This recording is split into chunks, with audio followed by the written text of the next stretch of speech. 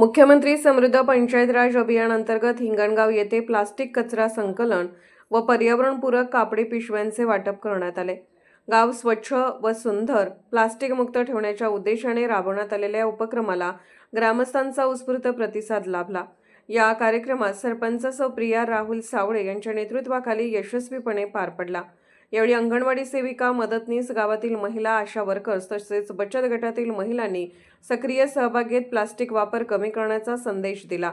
सरपंच सौ प्रिया राहुल सावळे यांच्यासोबत त्या वार्डामध्ये ग्रामपंचायत सदस्य संगीता मलमे, स्वाती गुरव व मंगल भोसले यांनी उपस्थित राहून महिलांना कापडी पिशव्यांचा वापर करण्याचे आवाहन केले। प्लास्टिकमुळे होणारे पर्यावरणीय नुकसान व कापडी पिशव्यांचे फायदे याबाबत जनजागृती करण्यात आली।